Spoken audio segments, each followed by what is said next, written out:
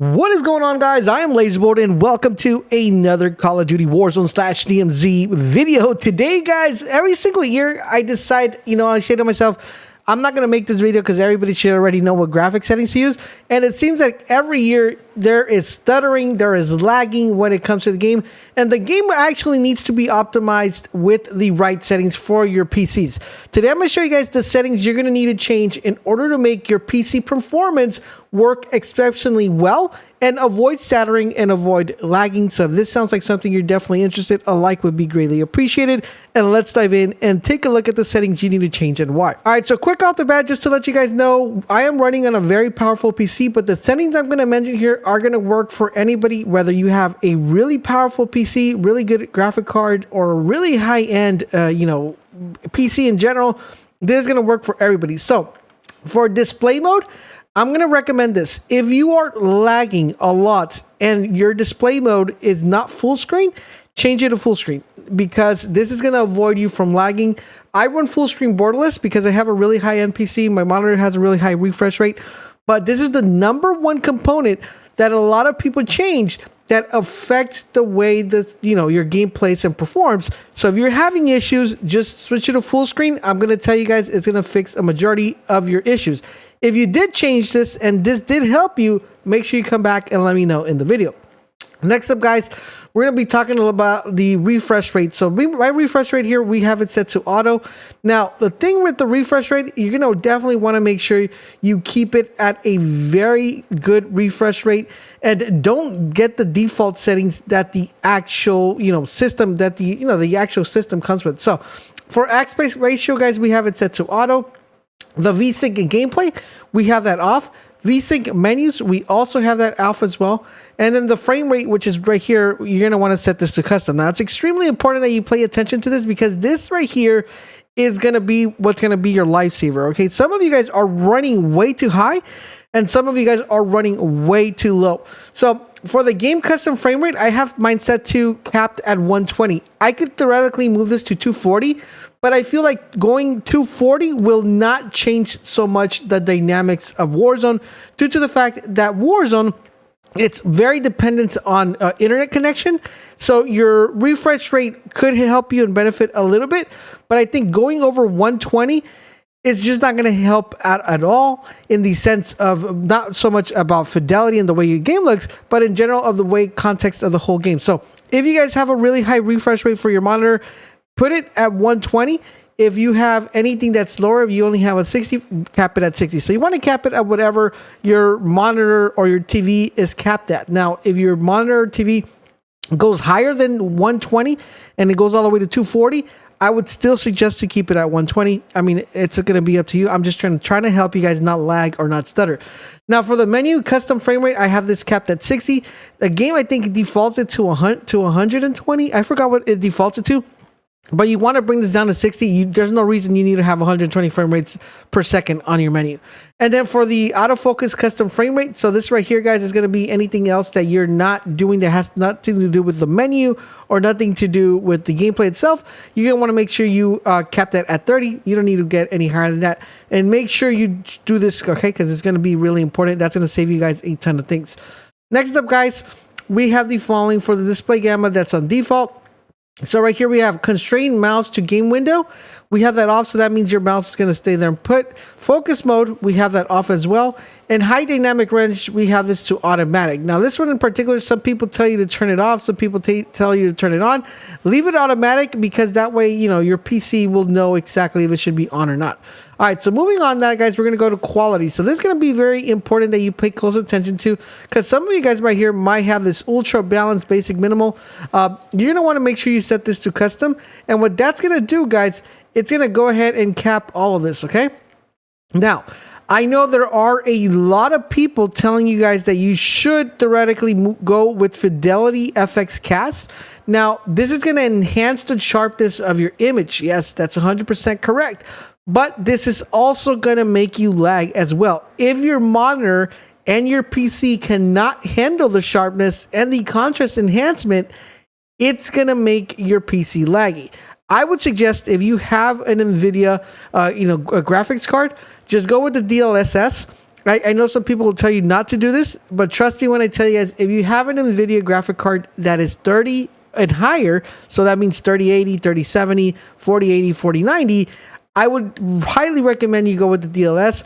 If your PC is strong enough, then you're going to want to make sure you have a fidelity cast. Now, if you notice right here, once we go with the fidelity cast here, all of this is going to open up. So we go here, it's going to close these right here, which is the anti-aliasing and the quality. If we go here, it's going to change these real quick. All right, so it's going to open them up. So for this one, guys, you want to leave it in Filmex Matte, and for this one, guys, you want to go ahead and leave it normal. But I still would recommend and advise that you do the DLS if you have an NVIDIA graphic card. You're gonna notice a difference, okay? It does help game-wise, but it doesn't help computer-wise. Now, in addition to that, we're gonna go here and go to the texture resolution. We're gonna set those to normal. You don't need to have this any higher. You're not even gonna notice it. Texture filter, we're gonna leave that high. Nearby level of detail, we're gonna leave those on high. Distance level detail, you're gonna leave those on high.